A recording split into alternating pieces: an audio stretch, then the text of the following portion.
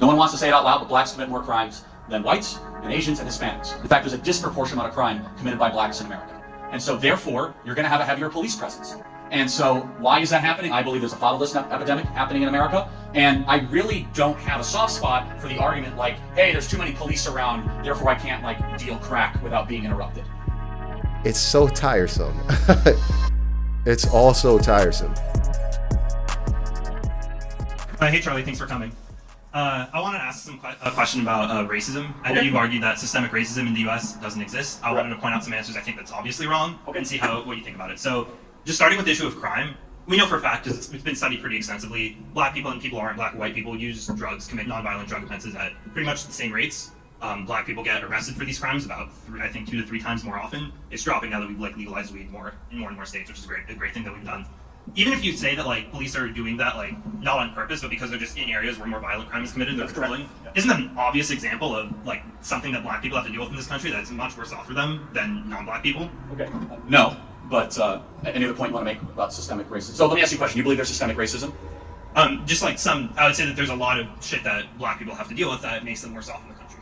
Okay, such as having to be around police all the time? Yeah, because if you're around police, not because police, but because we have this, I think, shitty law that you're going to get arrested for committing a nonviolent drug crime. So as an extension of that, you're around police more often. You're more likely to be arrested for that crime. So look, here's the thing. So in 2018, blacks made up 53% of all the homicide offenders in America. No one wants to say it out loud, but blacks commit more crimes than whites and Asians and Hispanics. In fact, there's a disproportionate amount of crime committed by blacks in America. And so therefore, you're going to have a heavier police presence. And so why is that happening? I believe there's a fatherlessness epidemic happening in America. And I really don't have a soft spot for the argument hey, there's too many police around, therefore I can't deal crack without being interrupted. It's common sense. If you commit more crime, there is going to be more police presence.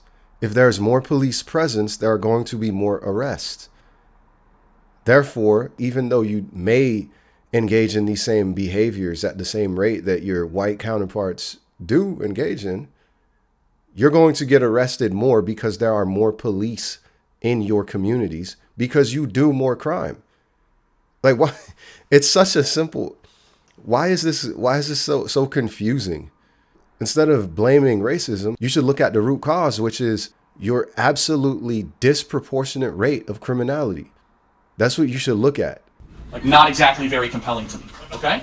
Now, secondly, let me say this, though, is that there are issues, if you want to just talk strictly racial, that are disproportionately affecting white America, such as opioids and fentanyl. Not to say that blacks are not affected by this, but it is a disproportionate rural issue. Now, why would that be?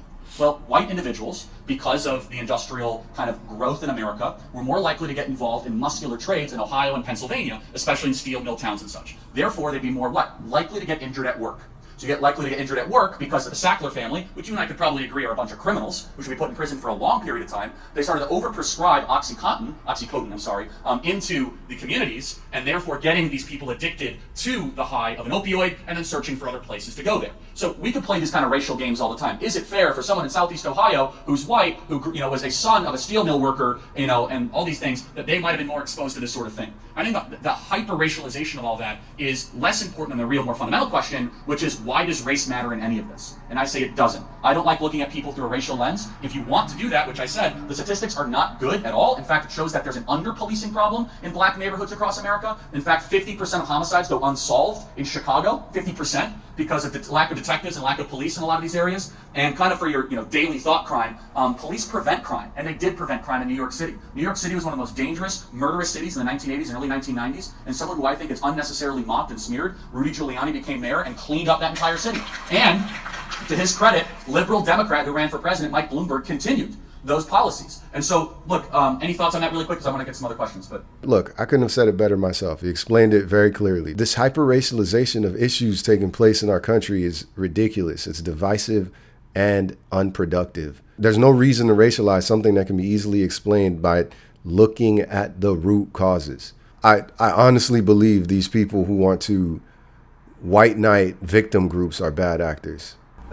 Yeah, I think I wasn't disagreeing at all that police do a lot of great work. The only problem with that is that is a true fact that a factual extension of the fact that police are in certain areas more often means that if society has shitty laws, those shitty laws are going to be enforced more often.